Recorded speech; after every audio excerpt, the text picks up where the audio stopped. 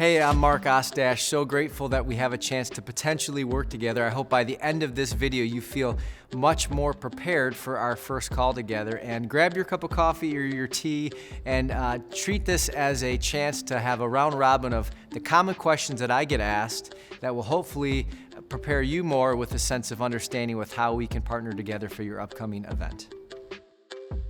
Most of the messages I deal with are at the intersection of mental health and digital wellness. So if you think about ways that you're trying to bring messages of burnout or encouragement, of boundaries with our devices, or just employee well-being to the surface, companies are hiring me to bring in a message of encouragement around mental health or digital wellness. I like to view digital wellness as the way that technology and our devices impact our relationships, our thoughts, and our overall behaviors. So the way that you look at physical calories and you think about how you're consuming certain foods to make you feel better, the same thing holds true for our digital lifestyle. So what you view and do online impacts your mood, your emotion, and your relationships directly. So digital wellness is having an insight to understanding how technology and our relationship with it impacts our overall sense of well-being. So there are 5 simple ways to foster digital wellness in your workplace, and you can start today. The first way is to sleep device free and to get a real alarm clock. The first thing that we do when we reach for our phones in the morning to shut off our alarm clock is naturally going to the next thing, which is our email or our news feeds. So sleep device free. The second thing is get rid of digital gadgets at mealtime. You've got your knife, your spoon, your fork, you don't need your phone. The third thing is take a digital fast for 1 hour a day. Make that the same hour each day so that way you can create a habit. For me, it's the end of the workday where I just walk into my bedroom, throw my phone on the bed, and get back with the kids and my wife and engage in dinner and the bed and bath time routine. The fourth thing is to consider ending your digital day 1 hour before bed.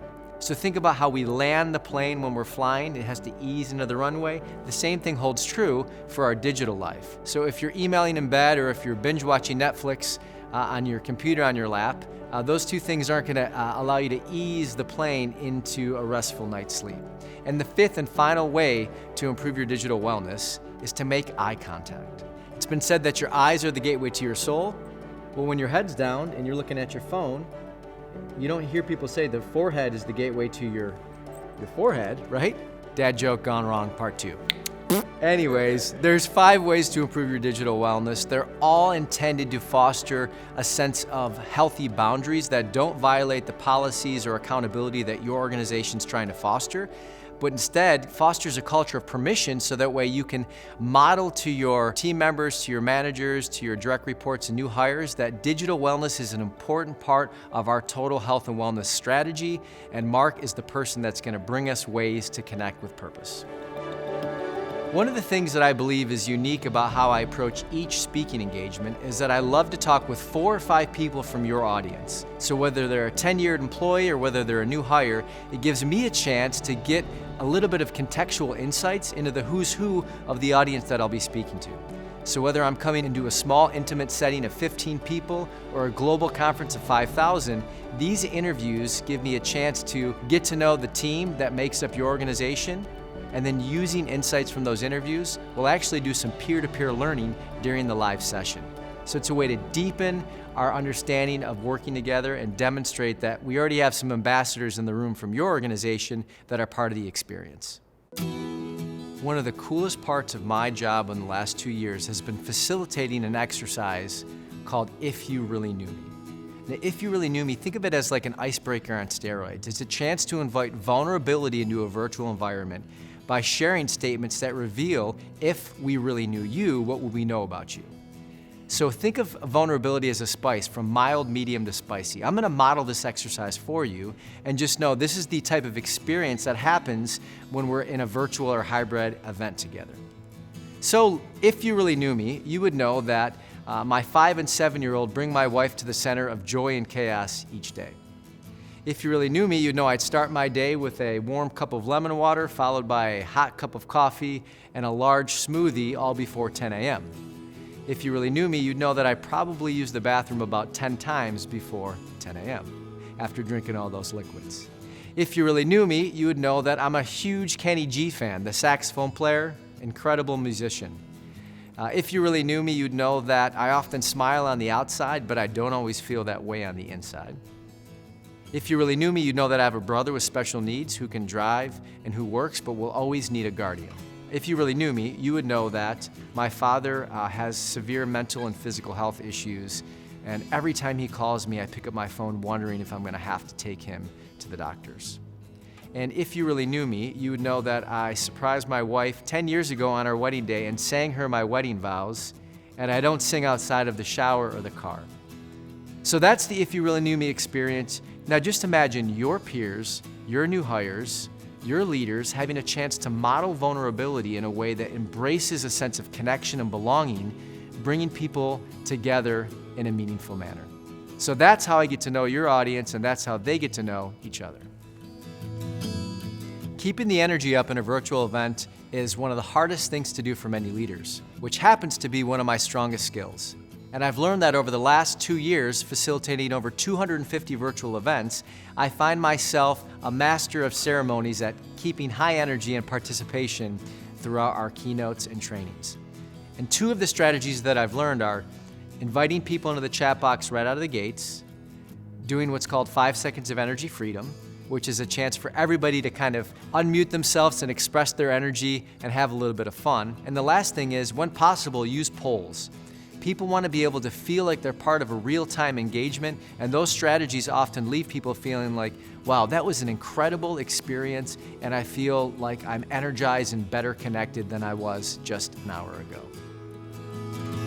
I've worked in just about every industry, from technology startups to big tech, to pharmaceutical, to manufacturing, automotive, life sciences, and everything in between. What's most important is that I have a chance to get to know the peers and the leaders that work within your industry. And as I mentioned, I do these interviews prior to each engagement that allows me to get to know 4 or 5 of your staff in an intimate way through a 20-minute phone call. This helps me create context into both your industry and your organization, and also allows me to create a few champions of the message before the message has even happened. One of the questions I get almost every day from organizations that reach out to me is, Mark, how do we maintain a culture of connection in a hybrid workplace? Well, after much thought and a whole host of virtual events, I found myself offering a new service called a virtual gathering. Virtual gatherings are a new offering that are bringing HR leaders a sense of peace, and how are they fostering connection in a hybrid workplace. And what they are is it's a chance to foster a sense of belonging and social connectivity over 60 minutes. And they happen in such a way where we have 2 breakout sessions where people get a chance to know one another, and we debrief our common grounds in the main session. And there's also a 10 to 15 minute teaching moment that happens in the middle. What's great about these things is that they're kind of a mix of team building with intentionality of, I have a desire to get to know the people I work with on a more meaningful level. So virtual gatherings foster autonomy, alignment, belonging, connectivity, and bring people a sense of, this is the organization I work for and the people I work with, and removes a lot of the transactional nature of our back-to-back-to-back Zoom calls, and gives a sense for relational pause, restoration, and a sense of belonging. So virtual gatherings are a great strategy to begin offering connectivity in your hybrid work environment. I've been in the space of digital wellness for 10 years, and 2 years ago when the pandemic hit, I found myself in this kind of silver lining of having an expertise and a message that supports connectivity and human connection in an era when we so desperately need it. So I believe the reason why we should partner together is because I promise that I'm going to bring you a sense of energy and engagement that'll create such a memorable experience that we'll probably find ways to work together in years to come. Fostering a culture of permission is just what it sounds like. Finding ways to model for your employees, your team members, and your peers that you actually care about your mental and physical and digital health. And if you can model that, then they have the permission to model it themselves. The biggest thing that kills a culture of connection and well-being is guilt. Guilt that we always have to be on, guilt that we always have to respond at all hours throughout the day. And if you can begin taking some of the takeaways that I've taught you in a keynote message on ways to foster digital wellness and mental health, and cultivate those things into habits and rhythms of your day, not only will you model it for your peers, but you will actually drive home a culture of permission for them to do it themselves.